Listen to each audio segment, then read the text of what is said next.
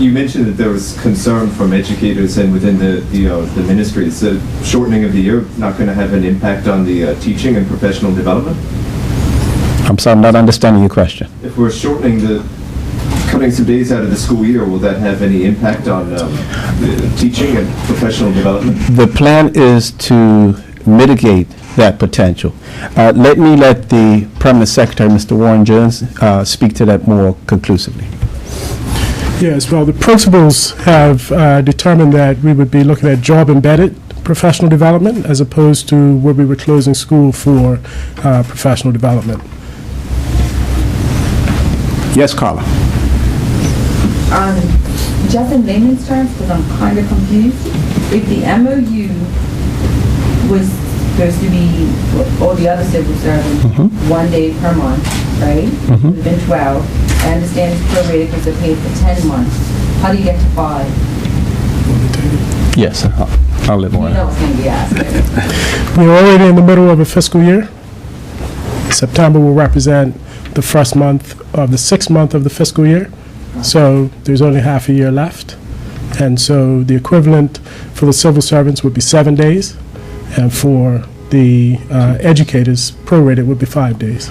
So does that mean then, I understand, so from April 1 next year, it will be 12 between April 1, 2014 and March 31st. I would prefer to let the Cabinet Office speak to the civil service part. I will speak to the educators part. And for us, what we are doing is the funding will be coming out of educators' paychecks every month. And so we're treating it as a school year. So you would note that one of our days is in June. However, that would have already been taken out. So we're using the school year. So all of our days for the second year will be done in next school year. The reason I was asking, because already TOG has been generating amounts of educators, particularly in social media, because they've heard about this, I guess, through the grapevine, and they're highly concerned. So I was just asking for clarification so they can understand. I just want to say the union itself, the two unions will meet with their members to explain it to them. Thank you.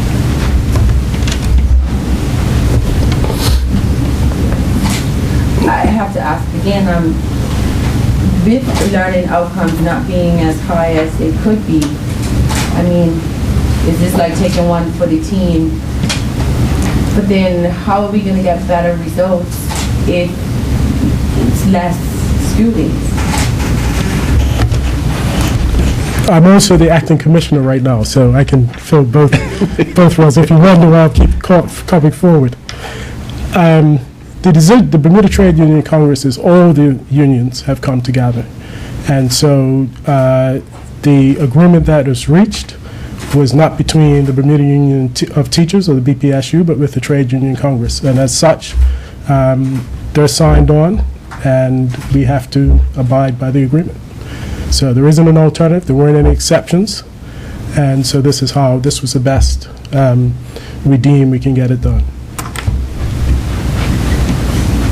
Yes, Jonathan. So the arrangement will just be affecting the school year ahead of us. It's just specifically this coming school year.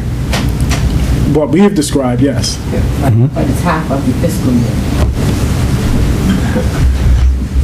There are 2 years, and right now, parents are concerned about what's going to happen in September 2014. So we're dealing with September 2013 to June 2013.